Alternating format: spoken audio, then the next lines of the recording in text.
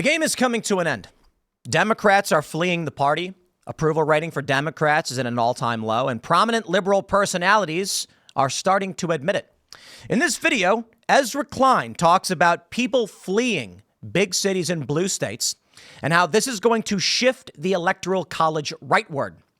I hope it continues, but he does miss a major component of this.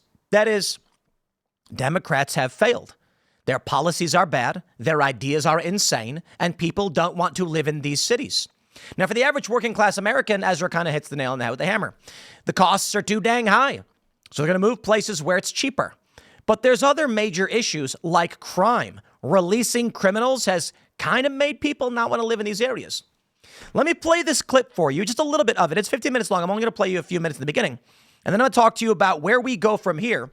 And to put it simply, we knew that we were going to see a mass exodus from many big cities a year, 2 years ago. We didn't know how this would manifest. Would it mean that when liberals move to red areas, they make those red areas blue? But at the same time, if this weakens the political seats of power in these major cities, the question is, where will the balance shift? If too many liberals move to red areas and then slightly overpower the majority red, making it majority blue, you will see more blue counties, more blue districts. However, at the same time, the argument could be, if not enough leave, they don't actually change the shape of politics in rural areas, but they do diminish the power of major cities. This change is getting interesting, my friends. But let me start by showing you a few minutes from Ezra Klein. Democrats have a problem that runs deeper than the 2024 election. They have a problem that runs deeper than Elon Musk's assault on the government. Look at the places they govern. Strongholds like New York and Illinois and where I'm from, California. They're losing people. Since the pandemic started, California is seeing an exodus, a mass exodus. In 2023, California saw a net loss of 268,000 residents. In New York, 179,000. New York City is losing some folks, right? Some residents. But it turns out that New York State is also seeing the population drop. And in Illinois, the Illinois residents have been fleeing the state at an alarming rate. The state's population has been in decline for the 10th year in a row. Why are all these people leaving? In surveys, the dominant reason is simply this. The cost of living is too high. It is too expensive to get childcare. It's almost like paying another mortgage. It is too expensive to buy a home. Very unrealistic to be able to put a down payment on a $2 million home with 2 kids surviving. You end up having to live too far from your work. And so they're going to places where all of that is cheaper. Every day, someone is moving to the Florida area. She got an apartment 3 times the size of the one she had in Manhattan. Plus, there's a wraparound debt. Yeah, I can definitely understand. Go get that, 4-bedroom, 3-bath house I had in Texas. I know these families. These families are my friends. I've lived with them in these places, and I've watched many of them move away from the place they love, the city they wanted to raise their children, because they could not afford to live there. You cannot be the party of working families when the places you govern are places working families cannot afford to live. You are not the party of working families when the places you govern are places working families cannot afford to live. In the American political system, to lose people is to lose power. Indeed. If these trends hold, the 2030 census will shift the Electoral College sharply to the right. The states that Kamala Harris won in 2024 will lose House seats and Electoral College votes. Good. The states that Trump won will gain them. So in that Electoral College, a Democrat could win every single state Harris won in 2024, and also win Michigan and Pennsylvania and Wisconsin, and still lose the presidency. There is a policy failure haunting blue states. It has become too hard to build and too expensive to live in the places where Democrats govern. Our politics is split right now between a left that defends government even when it doesn't work, and a right that wants to destroy government even when it is working. Yes, but let me pause and address that. The reason why the right wants to destroy government even when it's working is because they still don't believe the government should be responsible for these functions. It is a question of morality and worldview. Democrats defending government when it doesn't work makes literally no sense. There's no principle of let's keep funding a failed system that breaks everything. It makes sense. Let's try this. Someone goes, hey, we got a car outside. We drive all the time.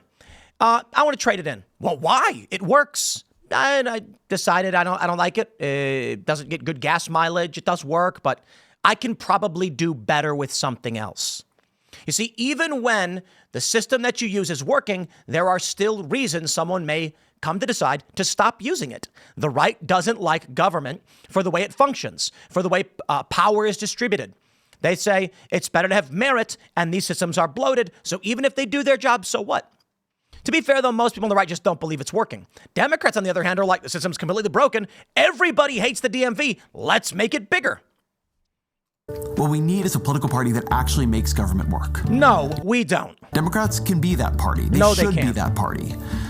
But it requires them to confront what they have done to make government fail. Well, I'll give him that. I could tell you a dozen stories. In my new book, I do. Sure, and I'm not going to listen to any of that because we're going to talk about what's actually going on. Now, what I find most compelling in his opening of this video is not that he's going to say, Democrats make government work. No, government sucks. Government can do some things. I'm not completely opposed to government, but largely it's too big. So even if some things are doing what they want, look, let me put it this way. The Department of Education is doing exactly as the people who set it up intended for it to do. And the people on the right are like, sure, it's working, and we hate what it's doing. So we want to get rid of it. Democrats are fleeing these places because your policies don't work. When you say, make a government that does work, that's the problem. You keep taxing. You keep running these stupid ideas. It doesn't work. There's no merit. Let me put it this way. The way I like to analogize this is we get a wound on our arm. We get a cut. And what's the reaction? You wash it off, put some, antiseptics or whatever on it, and then bandage it up. That makes sense. So the Democrats start there and they say, hey, we've got homeless people. Let's set up a program, get these people cleaned up. Here's what we'll do. The state will give money to these nonprofits to try and solve the problem. Well, sure enough, they clean the wound a little bit, put a Band-Aid over it with these grants. And then a month later, homeless are still there. So they say, hey, I thought we bandaged and cleaned this up. Well, we did, but they're still homeless. Let's do it again. They slap a Band-Aid right on top of the other Band-Aid. Well, eventually the wound becomes gangrenous. It's infected. It's festering because you have to remove the bandage, clean it again, and reapply. Democrats don't do that. They stack money on top of money until the system fails. So where are we now? A system that grants resources and revenue to a network of failed activist groups, be it at the state level or the federal level, will perpetuate itself and resist being shut down. It becomes cancerous to the body politic. And what do you get? A correction. Look at this story from December, just a few months ago. Why more millennials are leaving big cities in favor of rural life. Well, first of all, rural life is based. I have chickens, lots of land, and I can play drums really loud. We don't have any drums set up, but at the other place we did. It's kind of easy, right? It's cheaper. The laws are better. You have more freedom. Makes a lot of sense. But then, of course, let's directly address what Ezra Klein was talking about, perhaps New York. New Yorkers look to flee horrible city over soaring crime. Well, gee, who could have seen that coming? The policies of Democrats have made everything worse. The police department in New York is largely corrupt. I don't want to hear it, conservatives, when you're like, hey, man, you got to back the blue. Sure. The Democrat-appointed leadership of the police department that brings on a bunch of people who don't care and don't want to care. You've got a cultural crisis you cannot solve. You have a morality crisis you cannot solve. There are a lot of good NYPD cops. I'm not saying everybody. I'm saying the system itself. It's busted. It is. Cop shows up, sees two people fighting, and he's like, I don't know you, and I can't deal with this. Take a look at Chicago. I was, when I was, how old was I? 19? I was exiting Lakeshore Drive. I get pulled over. I was going 40 miles an hour in a 45. I was exiting at Belmont, and the cop says I was speeding. And I said, I wasn't speeding. I'm exiting at Belmont. I had to be slowing down. And he goes, tell it to a judge. And he threw a ticket at me. That ticket suspended my license, and I couldn't drive for years after that because it compounded a bunch of problems. Now, I hear from a lot of people like, oh, Tim had a problem with one cop. No, the issue was the cop doesn't know me, doesn't care how he's negatively affecting my life. I've had cops try planting drugs in my car.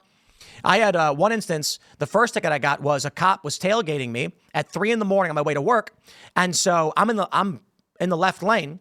So I turned my right signal on, gave the car a little bit of gas so I can create some space, and then merge to the right, let him pass. Instantly, he pulls me over. Same deal. Why would you start speeding when I'm behind you?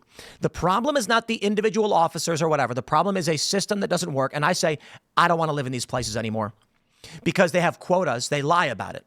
And again, I know it's not completely about police. We're talking about crime.